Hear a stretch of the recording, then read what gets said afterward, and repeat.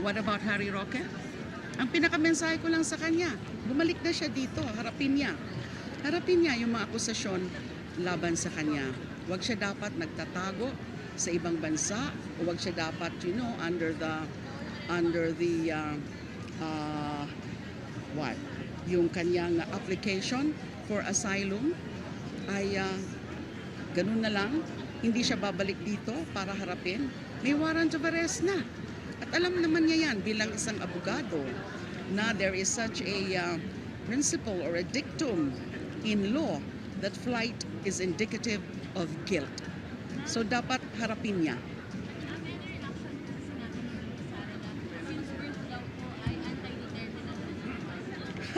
I think that is just an exaggeration.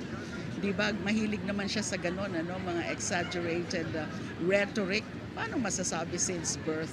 I don't think it's literal. It's rhetoric.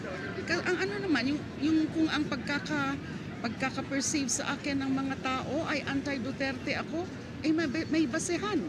Yung aking pakikilaban, yung aking pagkukontra noon, nung panahon ng Duterte administration, dahil may basehan yung aking mga pagsigaw at paglaban, lalo na yung EJ case, lalo na yung summary execution na involving libo-libo nating mga kababayan na karamihan ay mga mahihirap. So it's just an exaggerated statement by VP. Yes. In the next Congress, ma'am, are you planning to join the minority or become the minority? Well, I just intend to be part of the minority, an opposition, and also as fiscalizer. Whether as a minority leader or not, tingnan na lang natin. Kasi syempre, hindi pa natin alam yung mga, the dynamics within the new Congress. So I have to really learn also the rope about those things. And syempre, I need to also think about ano sa tingin ko ang magandang committee that I can be a chairperson. But syempre, pag-uusapan pa yan. In fact, kaming mga opposition, kaming mga allied groups, the progressives and the liberals, plano naman talaga namin na mag-uusap kami para planuhin yung mga hakbang namin. Yes.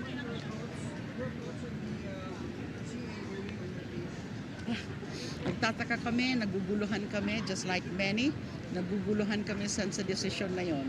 Ngayon lang po kami nakakita ng isang ruling, ng isang desisyon na pinapabalik yung kaso, riniremand doon sa trial court, sa regional trial court, kasi hindi daw malinaw. Pero wala naman nakasabi sa CA decision na mali yung acquittal ko. Na hindi naman nakasabi na ako ay kinoconvict na, hindi ina-acquit. Walang nakasabi na ako ay ibabalik sa kulungan. At hindi ko talaga pwede yon na ibalik ako sa kulungan at i-convict ako na basta-basta na lang at magkakaroon uli ng paglilitis. Kasi talagang that is very violative of the constitutional prescription against double jeopardy. Napawalang sala na po ako, na-acquit na po ako after due proceedings, after due process. At hindi na ho pwedeng baliktarin yon. So nagtataka po kami dyan sa decision na yan ng Court of Appeals. Thank you.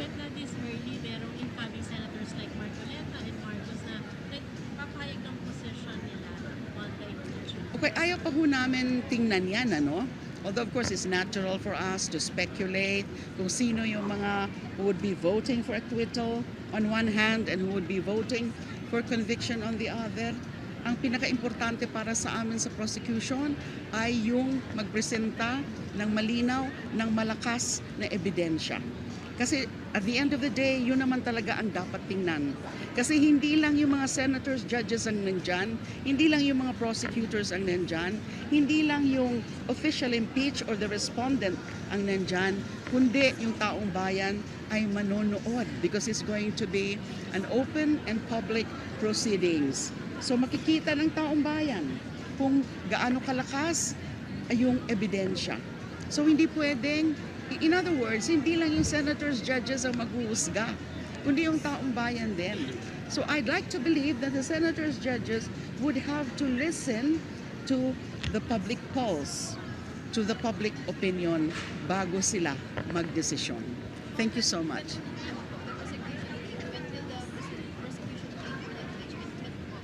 I have no notice yet, but I expect it soon. Thank you.